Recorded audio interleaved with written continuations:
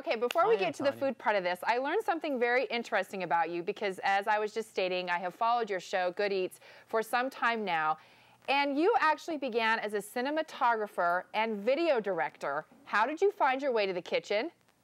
I found my way to the kitchen because I couldn't, you know, I was a hobbyist cook my whole life, but I really wasn't that good of a cook. And so I decided to quit my job and go to culinary school. And then I kind of learned a few things. And then I decided, well, heck, I want to make a TV show. And things just kind of happened. And there you go. And your show, maybe for people who haven't seen this yet, it's so creatively done, Alton. I admire how you shoot it and also the topics. You can go from making a dish to explaining something about salt to how you clean knives to even where a can comes from.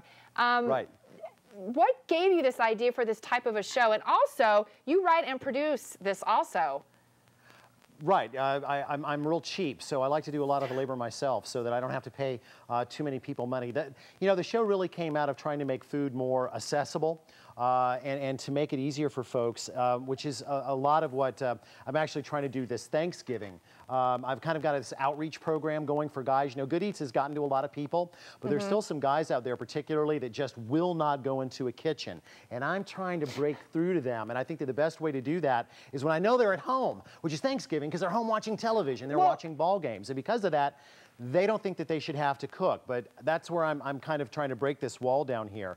A good example, at my house, I don't know what turkey is like at your house. At my house, we've always gone with a giant, you know, big old bird. And this year I've decided to kind of break things down a little bit. And I'm doing something that I'm kind of calling deconstructed fried turkey, which is I'm not going to buy the big turkey. I'm going to buy cutlets, just strips of turkey you can get in any store, any grocery store. And guys can find those very easily. I've got a little tabletop fryer. Very simple to operate and clean, couple of quarts of peanut oil in there, set to 365, no dirty pots to deal with. But I've often found in storytelling with food that you need a hook to really get your audience in. And for me, this Thanksgiving with the guys, it's this batter that I'm making. And I've got not scary stuff. I've got a cup and a half of flour, a tablespoon of baking powder, which is not scary stuff unless you use too much, a couple of teaspoons of salt, which is easy enough, some cayenne pepper. They can use as much as they like. I generally go with about a quarter of a teaspoon because I don't think things should be too hot. I found that where I lose most guys, or a lot of guys that aren't into cooking, is when it comes to measuring liquids. I don't know exactly why that is. There's just something about measuring cups and things that kind of freak them out. So I've based this whole thing on a bottle of beer. One bottle of beer. You know what, I'm using Alton? Miller Lite. It's what I like. I'm sitting here watching you, and when I saw that bottle of beer next to you, I wonder where you're going to go with this. And I think it's a creative hook for the guys.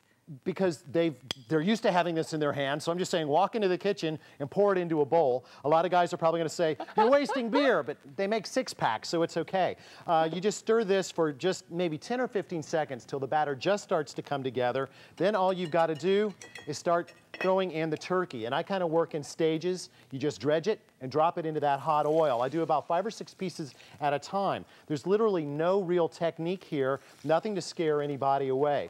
Once you've got this loaded up, you wait about 3 to 4 minutes, depending on the size of the chunks, and you've got basically what looks like a gigantic chicken finger, but it's not. It's turkey with a much better texture.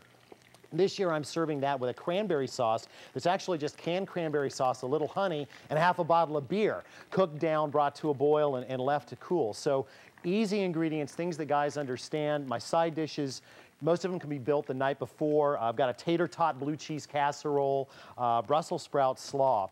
Now, a lot of guys will say, well, I don't have recipes and I don't want to have to go buy a cookbook.